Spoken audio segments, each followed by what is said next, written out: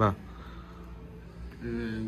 Buenas noches, profesora. En esta oportunidad vamos a poner la tarea número 3 referida a los análisis de la norma española sobre cimentaciones del documento básico de seguridad estructural. Siguiente.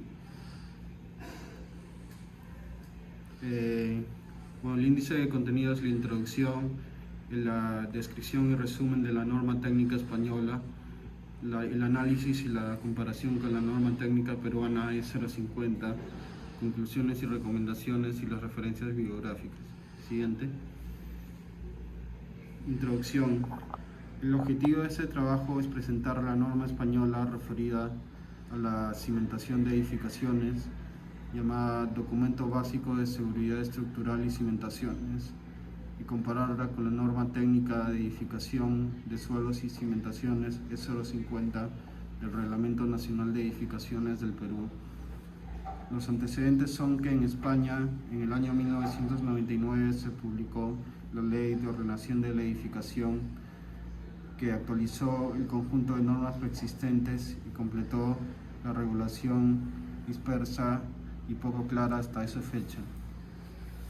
Ese documento autorizaba al gobierno para que aprobase mediante Real Decreto un código técnico de la edificación que se hizo efectivo el 17 de marzo del 2006, el cual plasma en especificaciones y lenguaje técnico las exigencias de la Ley de Ordenación de la Edificación. El CTE ha sido modificado posteriormente en diversas ocasiones. La normativa geotécnica en España está formada por varios códigos y normas que pueden tener carácter obligatorio o servir como una guía. La norma referida a las cimentaciones es el documento básico de seguridad estructural cimientos, conocido por sus siglas como DBSS. Siguiente. La estructura del documento básico de España son generalidades, el capítulo 2, bases de cálculo, estudio geotécnico, cimentaciones directas o superficiales, cimentaciones profundas, elementos de contención, acondicionamiento del terreno, mejora o refuerzo del terreno y anclajes al terreno. Siguiente. La descripción y resumen de la norma técnica. El ámbito de aplicación de esta norma es la seguridad estructural referida a la capacidad portante y aptitud al servicio de los elementos de cimentación y de contención donde corresponda, para todo tipo de edificaciones con respecto al terreno. Las bases de cálculo. El diseño de la cimentación debe comprobarse con respecto a la capacidad de carga admisible, de falla y las condiciones de servicio. Para ello se distinguirá entre estados límites último y estados límites de servicio respectivamente. Se tendrán en cuenta los efectos que pueden afectar la capacidad de carga admisible o la condición de servicio de la cimentación, que pueden ser acciones físicas o químicas, cargas variables repetidas y efectos que dependen del tiempo para el periodo de servicio de la cimentación o vida útil. Para el dimensionamiento de la cimentación se tomarán en cuenta las cargas permanentes, que se refieren a las condiciones normales de uso, las situaciones transitorias, como situaciones sin drenaje o de corto plazo, y las condiciones extraordinarias, como la acción del sismo. Siguiente. Los métodos de los estados límite se considerarán como estados límite último los debidos a la pérdida de la capacidad de carga admisible del terreno de apoyo de la cimentación por asentamiento, deslizamiento o volteo, la pérdida de la estabilidad global del terreno, la pérdida de la capacidad resistente de la cimentación por falla estructural, los fallos originados por efectos que dependen del tiempo, y por otro lado se considerarán como estados límites de servicio a los relativos a los movimientos excesivos de la cimentación, las vibraciones que al transmitirse a la estructura puedan producir falta a personas o reducir su eficacia funcional, los daños o el deterioro que pueden afectar negativamente la funcionalidad de la obra. Siguiente.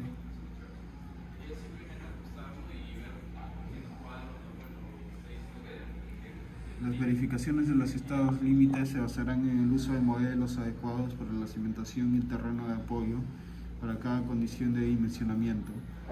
En los modelos mencionados se utilizarán valores adecuados para las solicitaciones del edificio sobre la cimentación, las cargas y empujes que se puedan transmitir o generar a través del terreno sobre la cimentación, los parámetros del comportamiento mecánico del terreno, los parámetros del comportamiento mecánico de los materiales utilizados en la construcción de la cimentación, los datos geométricos del terreno y la cimentación. Los requisitos relativos a la cimentación se verificarán utilizando los coeficientes parciales indicados en la tabla que se muestra en la figura. Siguiente. Bueno, ahí se muestra la tabla con los coeficientes de seguridad parciales para la situación de dimensionado, para el persistente, transitoria, en caso de hundimiento, deslizamiento, volteo, y también para pilotes, pantallas, y en el caso de extraordinaria también hundimiento, deslizamiento, volteo, también estabilidad global, capacidad estructural, pilotes y pantallas. Siguiente.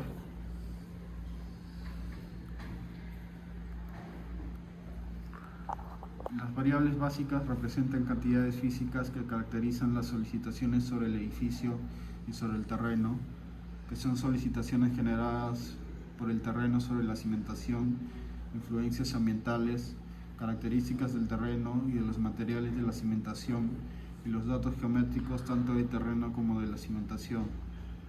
La magnitud de estas solicitaciones se describe por valores representativos y los parámetros del terreno a través de valores característicos, afectados ambos por los correspondientes coeficientes parciales. El modelo geotécnico y parámetros del terreno. El modelo geotécnico del terreno debe incorporar los distintos tipos de materiales y sus superficies de contacto, así como los niveles piezométricos pertinentes. Las características del terreno serán representadas por una serie de valores característicos que se deducirán de la investigación geotécnica. La configuración geométrica de la cimentación tomará en cuenta la cota y pendiente de la superficie del terreno, los niveles de excavación y la definición de los niveles piezométricos del agua subterránea. Siguiente.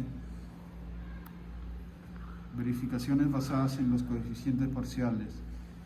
La verificación basada en los coeficientes parciales implica que no se supere ninguno de los estados límites pertinentes, al introducir en los modelos correspondientes los valores que describen los efectos de las solicitaciones sobre la cimentación y la resistencia del terreno.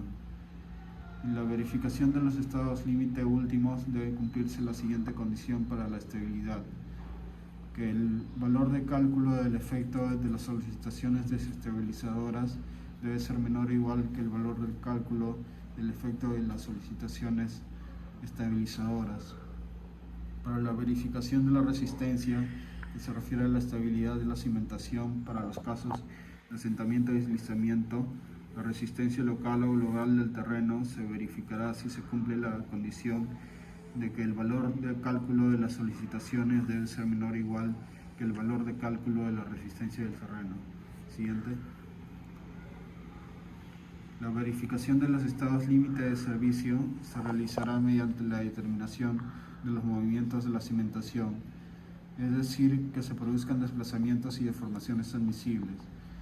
Para ello se verificarán los parámetros indicados en la figura 2 que se muestra a la derecha, donde ese es el asentamiento o descenso de cualquier punto de la cimentación. El delta de S es el asentamiento diferencial o la diferencia de asentamiento entre dos puntos cualquiera de la cimentación, y el delta de A entre B es igual al S de B menos el S de A. Asimismo, el beta de AB es la distorsión angular o el asentamiento diferencial entre dos puntos dividido por la distancia que los separa, es decir, en delta de AB entre la distancia entre A y B, L entre A y B. El omega es la inclinación o el ángulo girado con respecto a la vertical según la línea media que define la posición deformada de la cimentación. El X es el desplazamiento horizontal de cualquier punto de la cimentación. El delta de X es el desplazamiento horizontal diferencial. Y el delta de X de AB es igual al X de B menos el X de A. El epsilon es la distorsión horizontal o el desplazamiento horizontal diferencial entre dos puntos divididos por la distancia que los separa, que eso es igual al delta de X de AB entre L de A y B. Los valores límite de servicio de los movimientos de la cimentación del edificio podrán adoptarse como los indicados en las tablas 2.2 y 2.3 en caso no se especifique en el proyecto. Para la tabla 2.2 se muestran los valores límites basados en la distorsión angular según el tipo de estructura, y para la tabla 2.3 los valores límites basados en la distorsión horizontal. Siguiente. Estudio geotécnico. El estudio geotécnico se define como el compendio de la información cuantificada de las características del terreno con respecto al tipo de edificación prevista y el entorno donde se ubica, necesario para el análisis y dimensionamiento de la cimentación. Las características del terreno de apoyo se determinarán mediante una serie de actividades que en su conjunto se denomina reconocimiento del terreno y cuyos resultados quedarán reflejados en el estudio geotécnico. El alcance del reconocimiento del terreno dependerá del área y complejidad del terreno y de la importancia de la edificación prevista. Para la realización del estudio geotécnico debe recopilarse toda la información relacionada con las características y problemas de emplazamiento, inestabilidad, deslizamientos, uso previo del terreno, obstáculos enterrados, configuración constructiva y de cimentación de las construcciones limítrofes. Asimismo, información sobre topografía, nivel freático, precipitaciones y sismicidad. Siguiente. Para la programación del reconocimiento del terreno, el tipo de construcción y el grupo de terreno se clasifican según las tablas 3.1 y 3.2 respectivamente, mostradas en la siguiente figura. En la tabla 3.1 se muestra el tipo de construcción y en la tabla 3.2 se muestran los grupos de terreno. Siguiente. La densidad y profundidad del reconocimiento, es decir, la investigación del terreno, debe permitir una cobertura correcta de la zona de edificar. Para definirlos se debe tomar en cuenta el tipo de edificio, el área ocupada por la edificación en planta y el tipo de terreno. En la tabla 3.3 se muestran las distancias mínimas entre los puntos de reconocimiento y las profundidades orientativas según el tipo de construcción y el grupo de terreno. En la tabla 3.4 se muestra el número mínimo de sondeos mecánicos y porcentaje de sustitución por pruebas continuas de penetración, según también el tipo de construcción. Siguiente. Prospección del terreno.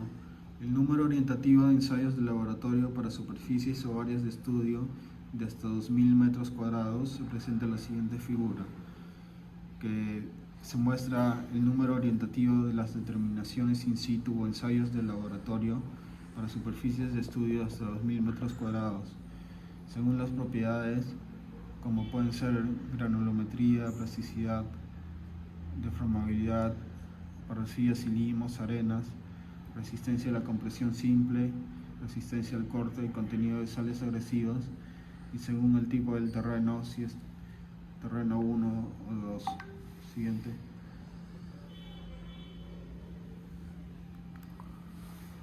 Contenido del estudio geotécnico. Dentro del contenido del estudio geotécnico se puede obtener la cota de cimentación, la presión vertical admisible y de asentamiento en valor total y efectivo, tanto bruta como neta, la presión vertical admisible de servicio, es decir, los asentamientos tolerables en valor total y efectivo, tanto bruta como neta.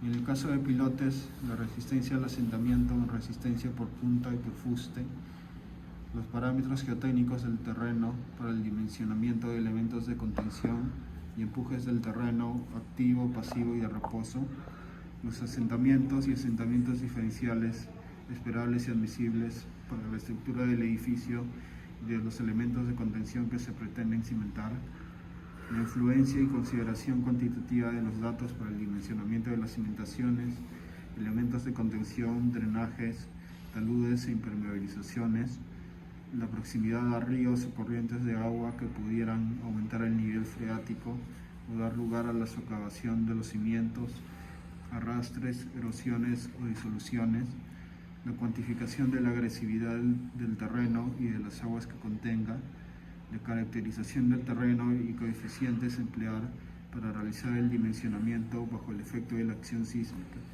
Siguiente. En caso de cimentaciones superficiales, definición y tipología. Una cimentación directa superficial es aquella que distribuye las cargas de la estructura en un plano de apoyo horizontal. Se emplearán para transmitir al terreno las cargas de una o varias columnas de la estructura, de los muros de carga o de contención de tierras en los sótanos, de los vaciados o de toda la estructura. En la tabla 4.1 se muestran los tipos de cimientos directos y su utilización más usual. En el caso de la zapata aislada, se usa para pilares aislados, interior, medianero de esquina. La zapata combinada para 2 o más pilares contiguos.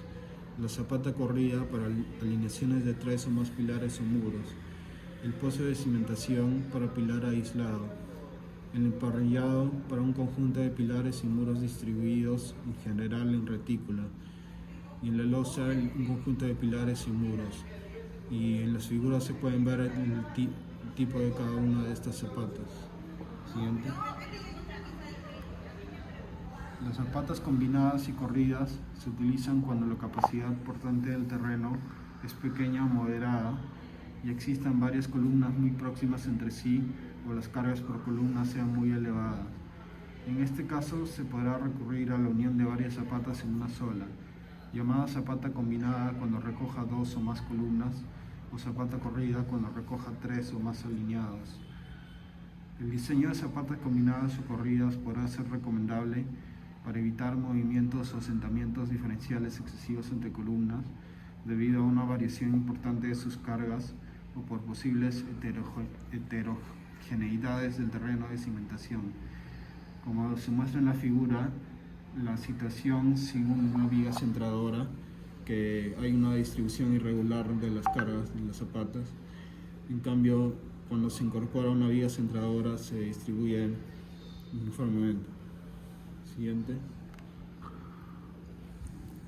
El sistema de emparrillado se podrá utilizar cuando el terreno presente baja capacidad de carga y elevada deformabilidad, o bien muestre heterogeneidades que hagan prever asentamientos totales diferenciales. En este caso, todas las columnas de la estructura quedarán apoyadas en una única cimentación consistente en zapatas corridas, entrecruzadas en una malla habitualmente ortogonal, logrando así una considerable rigidización, limitando los asentamientos diferenciales. En los casos de baja capacidad de carga del terreno y elevada deformabilidad, y para prevenir los asentamientos diferenciales en terrenos heterogéneos, se podrán emplear losas de cimentación. Los tipos de losas son continua y uniforme, con refuerzos bajo columnas, con pedestales, con sección en cajón, nervada y aligerada, y se muestran en la siguiente figura. En las figuras se muestran cada uno de los tipos de losa que se ha mencionado. Siguiente. Análisis y dimensionamiento. Para la verificación de la estabilidad de la cimentación superficial se tomará en cuenta los siguientes mecanismos posibles de falla: hundimiento, deslizamiento, volteo, estabilidad global y capacidad estructural del cimiento, como se muestra en las siguientes figuras cada una de los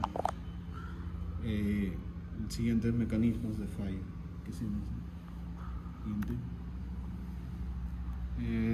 En la figura de la izquierda se muestran los estados límites de servicio para una edificación por los asentamientos inducidos.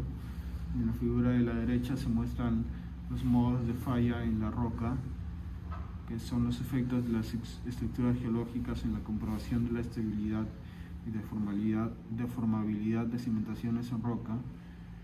En la figura A se muestra el deslizamiento a favor de planos de discontinuidad en bloque. En la figura B, el deslizamiento en presencia de varias familias de discontinuidades en cuña. En la figura C, el vuelco de estratos. En la figura D, una rotura generalizada en macizos muy fracturados. En la E se muestra un pandeo de estratos. Y en la F se muestra una comprobación de asentamientos en alternancias de rocas de diferente deformabilidad. Siguiente. En suelos granulares limpios y sin cohesión, el ángulo de fricción interno se puede estimar mediante métodos indirectos, tales como el número de golpes del ensayo SPT o la resistencia por punta del penetrómetro estático CPT, según la siguiente figura. En la tabla 4.1 se muestra la correlación entre el golpeo del N del SPT y el CPT con el ángulo de rozamiento, según el ángulo de rozamiento interno del terreno. Y en la tabla 4.2 se muestra la correlación entre el CPT, el N y el SPT para arena limosa, limo arcilloso, arcilla limosa y arcilla. Siguiente. Presión admisible y de hundimiento. El área equivalente de un cimiento, cuando existe excentricidad de la resultante de las acciones respecto al centro geométrico del cimiento, se calcula con las siguientes dimensiones. El ancho equivalente B' es igual a B menos 2 por la excentricidad por B. Y el largo equivalente es L', que es igual a L menos 2 por la excentricidad por L. Siendo EB y EL las excentricidades según las dos direcciones ortogonales de la zapata, supuestas de la sección rectangular en planta, como se ilustra en la siguiente figura, que se puede ver la sección de la zapata. Luego viene la presión admisible y de hundimiento. La presión de hundimiento de una cimentación directa se define por la siguiente ecuación, que es la ecuación de capacidad de carga de Meyerhof, que se puede expresar en presiones totales efectivas, brutas o netas. Siguiente. Para efectos prácticos, si el terreno es uniforme, el peso específico aparente aproximado es de 18 kN por metros cúbicos, y si la cimentación se encuentra por encima del nivel freático sobre terreno horizontal, se pueden tomar los valores de la presión de hundimiento que figuran en la tabla 4.3, válidas para zapatas rectangulares de ancho equivalente comprendidos entre 1 y 3 metros. Siguiente. Para la determinación de la presión vertical de servicio en suelos granulares, se puede utilizar un método simplificado basado en el asentamiento más que en la falla. En estos suelos, por la dificultad en el muestreo, el método consiste en el empleo de correlaciones empíricas con ensayos de penetración como el SPT. Por ejemplo, para un asentamiento de hasta 25 milímetros, la presión vertical admisible de servicio se puede evaluar mediante las siguientes expresiones basadas en el número de golpes N del ensayo SPT, como se muestra en la siguiente figura, en las expresiones. Siguiente. Para efectos prácticos se podrán tomar los valores de la presión vertical admisible calculados para valores del N del SPT igual a 10, que figuran en la tabla 4.4. Para valores del N del SPT mayores que 10, la presión admisible varía proporcionalmente. En la tabla 4.4 se muestran las presiones admisibles para suelos granulares para el N del SPT igual a 10 kilonewtons por metros cuadrados. Y para el asentamiento de las cimentaciones directas o superficiales, la estimación de los asentamientos producidos por una cimentación directa requiere la determinación de la distribución de presiones verticales originadas por las cargas en el terreno, hasta una profundidad aproximada de 2B, siendo B el ancho o dimensión menor en planta de la cimentación correspondiente y el empleo de formulaciones elásticas. Siguiente. Creo que te toca. Cimentaciones profundas, definiciones y tipologías. Una cimentación se considera profunda si su extremo inferior en el terreno está a una profundidad superior a 8 veces su diámetro o ancho. Se utiliza cuando la cimentación superficial no es técnicamente viable. Se pueden clasificar en pilote aislado que trabaja independientemente, un grupo de pilotes que por su proximidad trabajan conjuntamente con otros pilotes, zonas pilotadas, que son aquellas donde los pilotes están dispuestos con el fin de reducir asentamientos situados en puntos estratégicos, y micropilotes, que son compuestos por una armadura metálica formada por tubos, barras o perfiles introducidos dentro de un taladro de pequeño diámetro, inyectados con lechada de mortero a presión más o menos elevada. Por la forma de trabajo, la tipología de los pilotes los clasifica en pilotes por fuste, que son los que transmiten su carga al terreno a través del fuste a superficie lateral y se les denomina pilotes flotantes, y los pilotes por punta, que son los que transmiten las cargas del pilotaje a un estrato más resistente en profundidad. También se les denomina pilotes columna. En las figuras se puede mostrar el mecanismo de los pilotes por fuste y también para un pilote por punta. Siguiente. Por el material de pilote, estos pueden ser de los siguientes materiales. De concreto in situ se ejecutarán mediante excavación previa o por desplazamiento del terreno.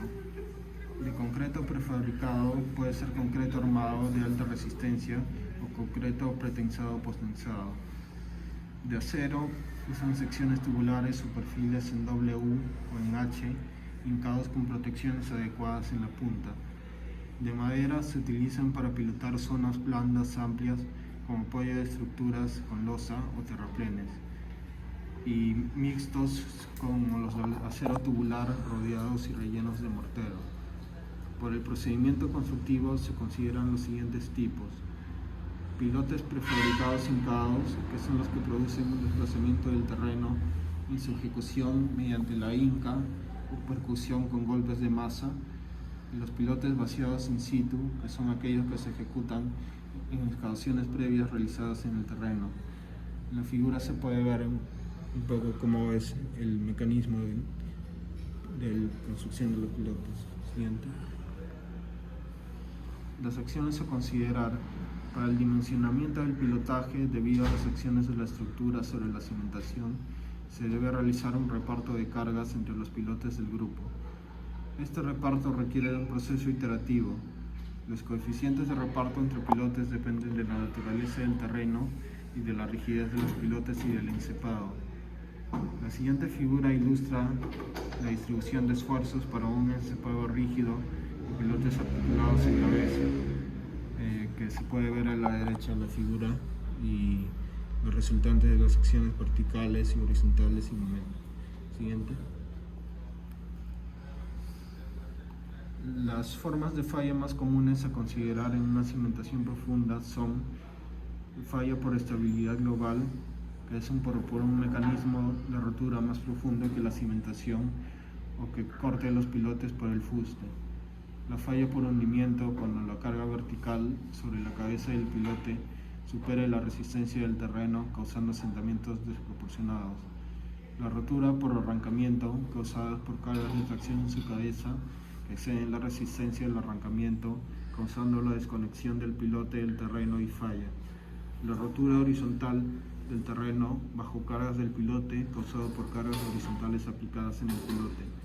La capacidad estructural del pilote: las cargas transmitidas a los pilotes en su cabeza inducen esfuerzos que pueden dañar su estructura.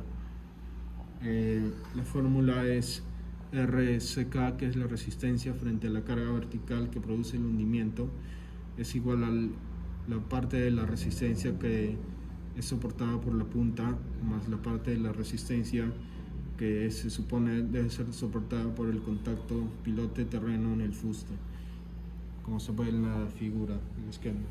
Siguiente. Elementos de contención, definiciones y tipología. Las pantallas son elementos de contención de tierras que se emplean para realizar excavaciones verticales cuando el terreno, los edificios u otras estructuras cimentadas en las inmediaciones de la excavación no serían estables sin sujeción. Las condiciones esenciales de las pantallas que las diferencian de los muros y las centivaciones son que se ejecutan previamente la excavación, alcanzan una profundidad bajo el fondo de la excavación importante en relación con la altura libre de la pantalla. Son estructuras flexibles y resisten los empujes del suelo deformándose. La siguiente tabla resume los diversos tipos de pantallas. Como se puede ver, las pantallas de elementos prefabricados en cada. Ahora, los muros se definen como elementos de contención destinados a establecer y mantener una diferencia de niveles en el terreno, con una pendiente de transición superior a la que permitiría la resistencia del mismo, transmitiendo su base y resistiendo con deformaciones admisibles los correspondientes empujes laterales. En el caso de muros de sótano, estos se utilizan para independizar una construcción enterrada del terreno circundante. Los materiales utilizados son concreto simple, concreto armado, mampostería o prefabricados. Por su concepto estructural se distinguen los muros de gravedad de contrafuertes en L o en voladizo, de sótano, y los realizados por bataches o calzaduras, como se presentan en la siguiente figura, que se pueden ver los distintos tipos de muros. ¿Siguiente? Las acciones principales a considerar para las estructuras de contención son el peso propio del elemento de contención de acuerdo con el material previsto para su ejecución, el empuje y peso del terreno circundante teniendo en cuenta la posición del nivel freático, los empujes debido al agua en forma de presión intersticial, subpresión o presión de filtración, la sobrecarga sobre la estructura de contención o sobre el terreno de tras 2, los efectos sísmicos cuando sea necesario su previsión por la zona de ubicación de la estructura de contención, excepcionalmente los empujes de terrenos expansivos, los debidos a la congelación de agua en el suelo, los inducidos por la compactación del relleno o las incidencias constructivas previsibles. Los estados de empuje dependen del desplazamiento del terreno y son los siguientes. Empuje activo: cuando el elemento de contención gira o se desplaza hacia el exterior bajo las presiones del relleno o la deformación de su cimentación hasta alcanzar unas condiciones de empuje mínimo. El empuje pasivo: cuando el elemento de contención es comprimido contra el terreno por las cargas transmitidas por una estructura u otro efecto similar hasta alcanzar condiciones de empuje máximo. Y el empuje en reposo: cuando se produce un estado intermedio correspondiente al estado tensional inicial en el terreno. Siguiente. Las acciones a considerar: se pueden observar las fórmulas de la tensión efectiva vertical de valor gamma prima z, siendo gamma prima el peso específico efectivo del terreno y z la altura del punto, considerando respecto a la rasante del terreno en su acometida al muro. El sigma prima es la componente horizontal del empuje unitario. El phi prima, gamma prima, c prima son el ángulo de rozamiento interno y la cohesión de terreno o relleno del tras 2. El beta y son los ángulos indicados en la figura 6.3 para empuje activo, y el delta es el ángulo de rozamiento entre el muro y el terreno o relleno. Lo mismo para el empuje pasivo. Se muestran sigma prima b, la tensión efectiva vertical de valor gamma prima. Se muestran las fórmulas realizadas tanto para el empuje activo como el empuje pasivo, y se muestran las descripciones de las variables y los esquemas. Siguiente. La relación entre el empuje del terreno y los movimientos necesarios para su desarrollo se muestran en la siguiente figura. Se resalta que para desarrollar el empuje pasivo se requieren movimientos significativos. En la figura se muestra para el terreno granular denso y para un terreno granular suelto. Y se muestran en las figuras de la derecha los esquemas de las sobrecargas, el peso propio del terreno, sobrecarga uniformemente distribuida y las diferentes sobrecargas. Siguiente. Para verificar que la estructura de contención cumpla con los requisitos de los estados límite últimos y de servicio, se considerarán los siguientes casos. Para los estados límite últimos son los de estabilidad, capacidad estructural y falla combinada del terreno y del elemento estructural. Y en las figuras se puede ver el caso de estabilidad global. Siguiente.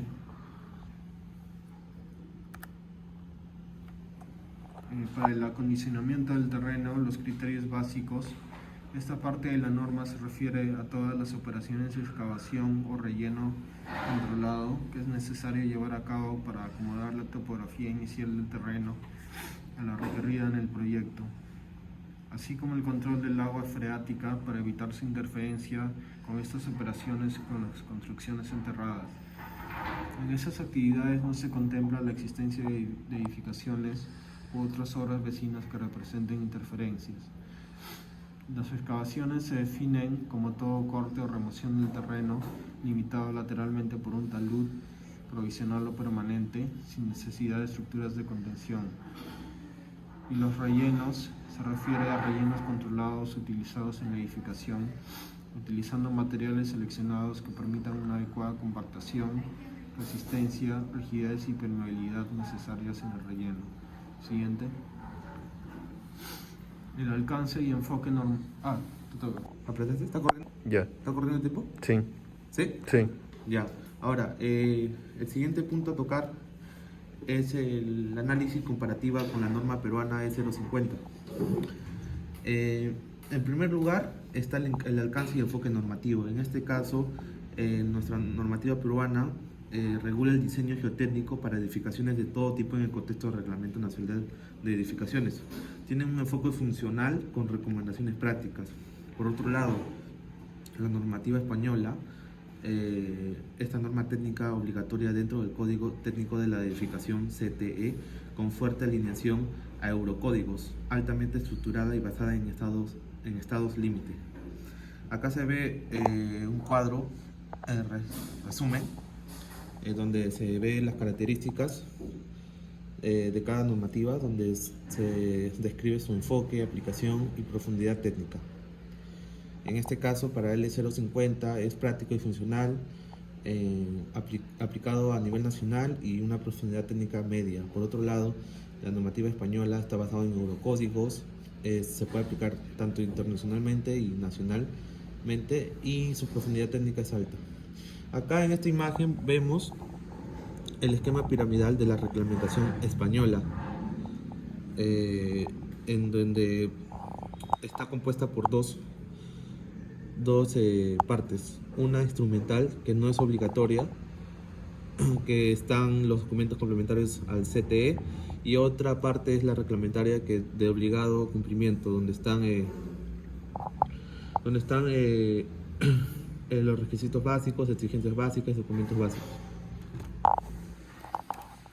Ahora, para el estudio geotécnico, para el lado de nuestra normativa peruana, acá se requiere una investigación mínima con calicatas y ensayos SPT.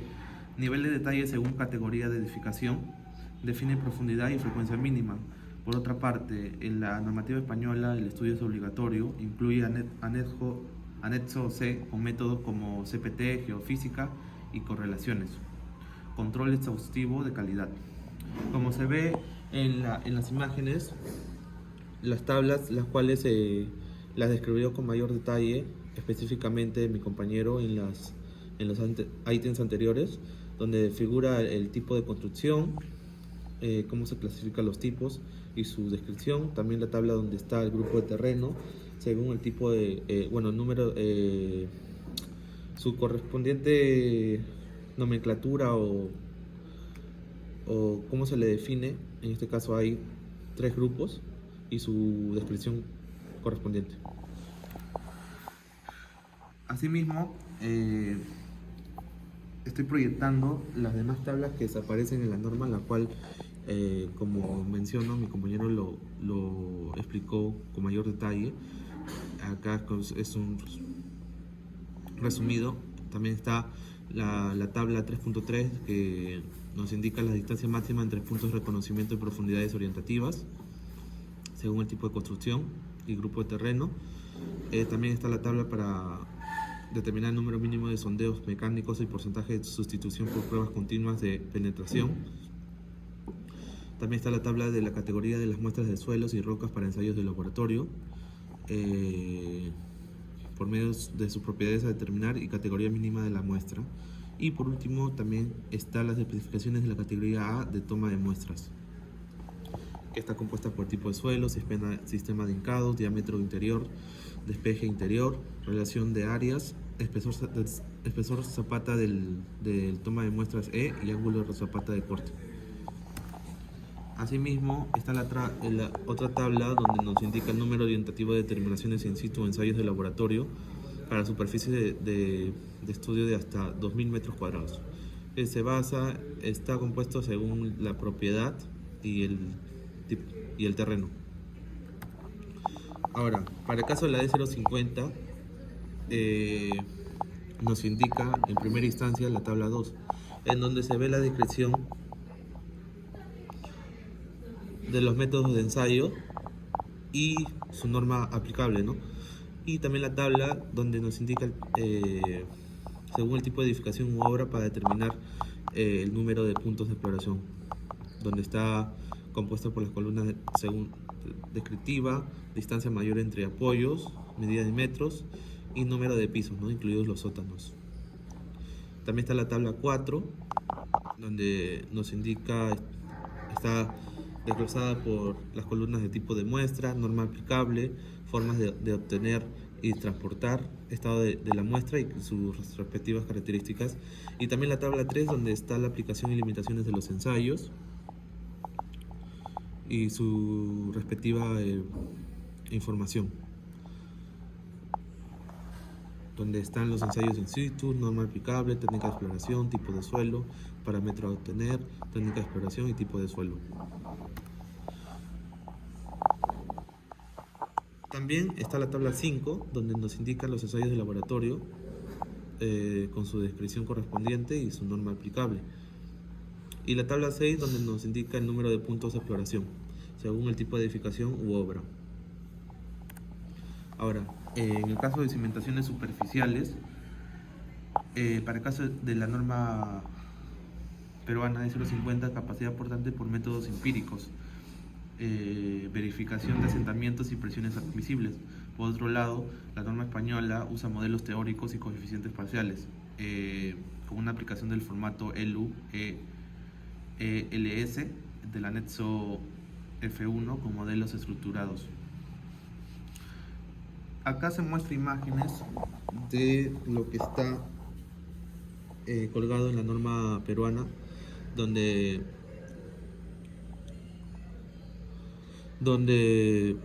determinamos el valor de P, que se determina con la suma de la profundidad df, en este caso, como se ve la descripción que significa df y que significa z. Z es, acá nos indica cómo determinar z, que vendría a ser el 1.5 del ancho, ¿no?, de la cimentación prevista de mayor área.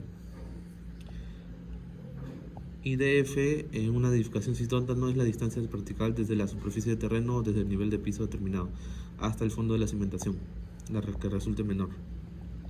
Acá se ve las figuras de la profundidad de cimentación df en zapatas superficiales, la profundidad de cimentación df en zapatas bajo sótanos, profundidad de cimentación df en plateas o losas, incluyendo reservorios y tanques elevados apoyados en estos elementos, y el espesor de la cama de arena. Asimismo, en la norma 050 figura capítulo 4, figura del artículo 23, la definición de las cimentaciones superficiales, y se muestra un cuadro en donde están distintos tipos de zapatas: cuadrada, rectangular, circular, continua, combinada, anillo continuo, y nos indican cómo determinar sus dimensiones y su forma, ¿no?, la forma que debe tener. Asimismo, en el artículo 24 está descrito los suelos no permitidos para apoyar las cimentaciones, y en el artículo 25 están los rellenos, ¿no? Nos indica la información acerca de los rellenos. También esto se desglosa en materiales seleccionados, materiales no seleccionados, y también se desglosa en rellenos controlados o de ingeniería y rellenos no controlados. Asimismo, en el artículo 26 podemos verificar que está descrito la profundidad de cimentación, todo lo que debemos tomar en consideración, y también en el artículo 27 está la presión admisible, y en el artículo 28 están las cargas excéntricas con sus formulaciones correspondientes, y en el artículo 29 están las cargas inclinadas, y en el artículo 30 están las cimentaciones superficiales en taludes o en su cercanía, detallando todas las consideraciones necesarias, ¿no?, para esta normativa. Ahora, en la figura 5 vemos los cimientos cargados excéntricamente con su formulación. Lo vemos gráficamente. Y también vemos, bueno, en este caso las cargas equivalentes. Vemos también el área reducida para cimiento rectangular, el área reducida para cimiento circular, con las formulaciones correspondientes, como se ve en la diapositiva. Ahora, para el caso de la norma española, lo cual explicó mi compañero, de forma ya resumida, vemos en la figura el cimiento directo de manera gráfica, y también vemos en la figura el concepto de rigidez estructural, ¿no?, cómo está compuesto, sus formulaciones correspondientes. Y también en la tabla 4.1 vemos los tipos de cimientos directos y su utilización más usual, lo cual mi compañero detalló anteriormente, y vemos los gráficos, ¿no?, de los tipos de cimentación directas, y también ejemplo de empleo de vigas centradoras, ¿no?, para la redistribución de presiones sobre terreno. Ahora, en este caso también vemos los tipos principales de pozo de cimentación, y también vemos los tipos de losa de cimentación. Asimismo vemos el concepto de presión de hundimiento, donde en primer lugar vemos el gráfico de la zapata cuadrada del lado B, y también vemos un gráfico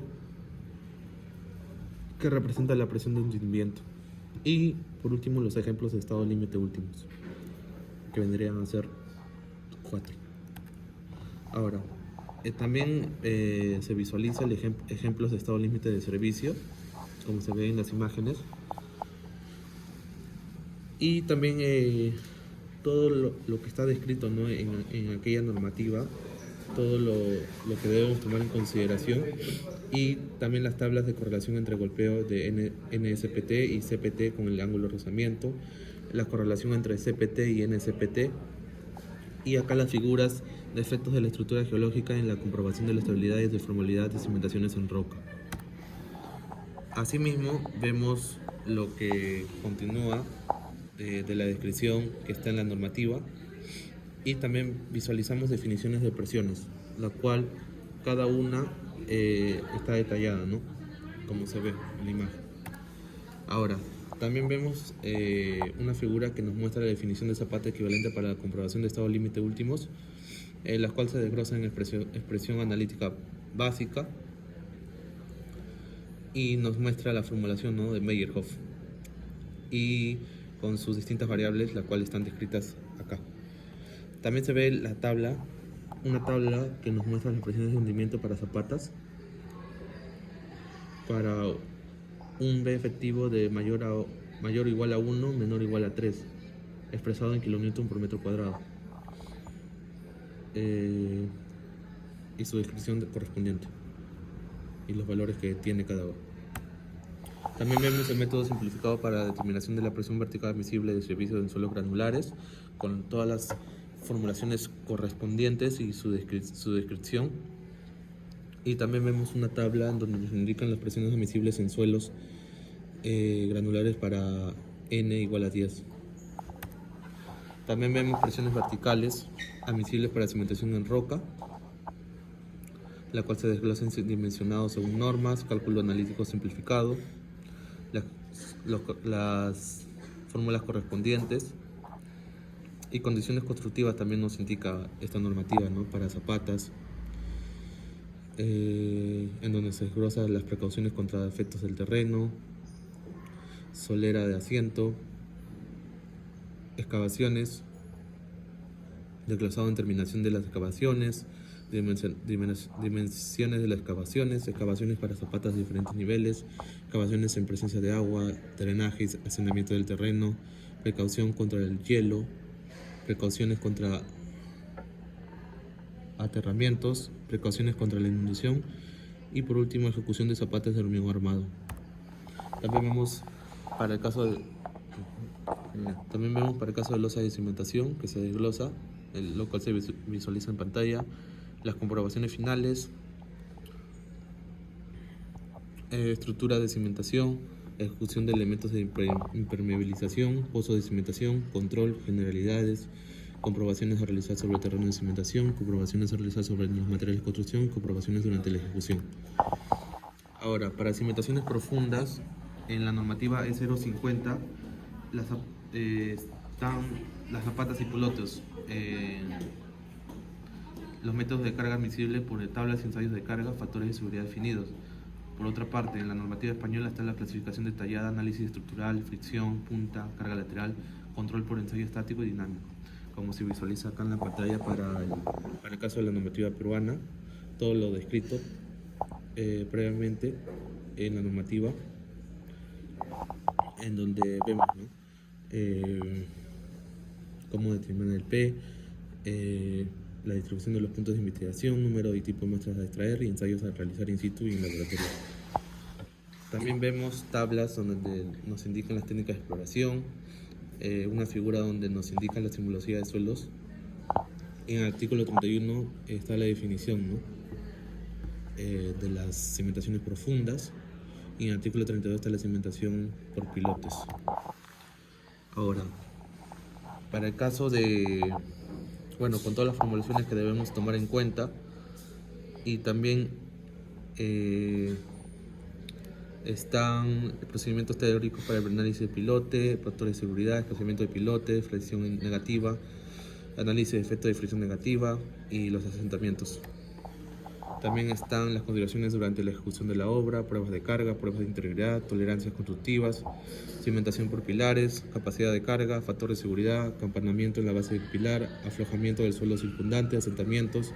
Y en el artículo 34 están los cajones de cimentación, ¿no? Donde se desglosa en capacidad de carga, factor de seguridad, asentamientos. Ahora, para la normativa española se desglosa en definiciones y tipologías, la cual en tipología es por la forma de trabajo, por el tipo de pilote, por el tipo de material del pilote, por la forma de la sección transversal, por el procedimiento constructivo, pilotes prefabricados hincados, pilotes hormigados in situ, y otro punto también está la configuración geométrica de la cimentación y las acciones a considerar.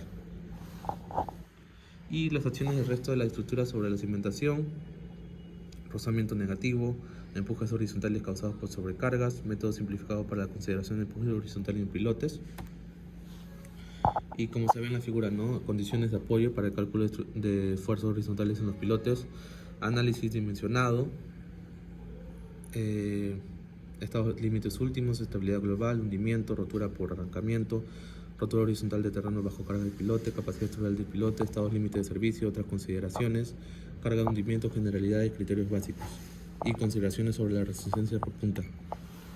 Lo mismo se sigue desglosando en esta normativa, como se ve ahí: consideraciones sobre la resistencia del fuste, consideraciones del efecto grupo, métodos para verificar el estado límite por hundimiento de un pilote, cálculo de resistencia al arrancamiento, resistencia de terreno frente a acciones horizontales, movimientos de la cimentación y consideraciones estructurales. Como se también estas tablas donde vemos los valores recomendados para el tope estructural de los pilotes. También se ven las condiciones constructivas de control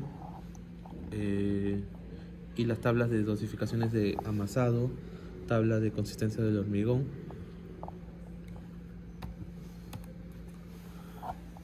Y bueno, control de ejecución de pilotes prefabricados hincados, también la tolerancia de ejecución y ensayos de pilote. Ahora, para el ámbito de contención, en la norma E050, los muros de contención tradicionales, el empuje activo y pasivo y sin integración de suelo estructura explícita, En cambio, en la norma española está el análisis por estabilidad global, empuje activo, impresión de agua, sismo, incluye anexo F3, donde vemos el artículo 39, sostenimiento de excavaciones, excavaciones en estructuras de sostenimiento, efectos de sismo, monitoreo de las excavaciones, control de calidad de los sistemas de sostenimiento, tipos de sostenimiento de excavaciones, estabilidad global. Ahí vemos figuras donde nos muestran los tipos de falla, estructuras de sostenimiento ancladas, longitud de bulbo, longitud libre de anclaje, una tabla donde nos indica la capacidad de adherencia última en las interfaces suelo-lechada de cemento del bulbo y los aspectos geométricos. También vemos en las figuras requerimientos geométricos para sistemas anclados, requerimientos geométricos para sistemas anclados y aspectos constructivos, ensayos de anclaje, ensayos de capacidad o calificación, ensayos de calidad o recibimiento. También vemos en la tabla 16 cargas a ser aplicadas en ensayos de calidad o recibimiento, ensayos de arrancamiento, otros elementos para el sostenimiento de estructuras y vemos gráficos de ensayos de calificación para anclajes permanentes y provisionales. También vemos la descripción de las calzaduras, procedimientos constructivos de las calzaduras, la figura de los detalles típicos de calzaduras, a considerar, consideraciones para el diseño y construcción de obras de calzadura y muros de contención. Vemos los distintos tipos de muros con su descripción correspondiente. También vemos el diagrama de cargas a considerar para el diseño de muros de contención, volteo de deslizamiento y también para el diseño de muros de contención como zapata. Y también vemos la figura en donde vemos el esquema del sistema de drenaje para muros de contención. Vemos la descripción de los elementos de contención, definiciones y tipologías. También vemos acciones a considerar y datos geométricos y todas las formulaciones correspondientes para el cálculo de los coeficientes de empuje activo y pasivo. También vemos formulaciones y también vemos cálculo de coeficiente de empuje de reposo y empujes del terreno sobre el elemento de contención. Ahora, en el acondicionamiento del terreno, en la norma de 050 están las excavaciones y rellenos según manuales del Ministerio de Transporte y Comunicaciones, no exige análisis de estabilidad. En cambio, en la norma española está la gestión del agua, estabilidad de taludes, control de compactación, incluye procedimientos geotécnicos. Como se ve, para la norma española está el acondicionamiento del terreno, que se desglosa en criterios básicos, excavaciones. Asimismo, para rellenos, toda la información a considerar para la gestión del agua. Y eso. Ahora, para mejora o refuerzo del terreno, la norma peruana menciona métodos de mejora sin detalle. En cambio, la norma española da una clasificación técnica por procedimientos: inyección, compactación, inclusiones rígidas, como se ve acá. Mejora, refuerzo del terreno. También, en cambio, la norma de 050 solo está indicado en el artículo 24, suelos no permitidos para apoyar las cementaciones. También en el artículo 25, rellenos, y también para tanto rellenos controlados de ingeniería y los rellenos no controlados. Ahora, anclajes al terreno. En la norma peruana, el análisis es con un factor de seguridad mayor o igual a 1.5, métodos empíricos, poca regulación constructiva. Y en la norma española, diseño con ELU, pruebas de carga, UNE EN 1537, procedimientos estandarizados.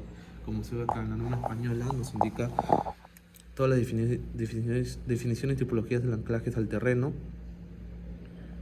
también las acciones a considerar y datos geométricos, análisis dimensionado, estabilidad, estados límite y eso, y las condiciones constructivas y de control. Ahora, por último, el cuadro comparativo. Como se dijo anteriormente, para el capítulo 1 están las disposiciones generales en la norma de 050 y en el Código Técnico de Edificación están las generalidades. En este caso, la norma española utiliza el concepto de estado límite último y de servicio para referirse a la falla y a las informaciones de cimentación respectivamente. La norma E050 se refiere a la capacidad de carga última admisible y a los asentamientos tolerables. Ahora, para el siguiente punto, capítulo en este caso bases de cálculo, en la norma española se refiere al uso de coeficientes parciales para acciones, fuerzas fluctuantes y para los materiales que vienen a ser los factores de seguridad que emplea la norma E050. Y como se ve en los siguientes distintos capítulos que se desglosa cada norma y su comparación respectiva, ¿no?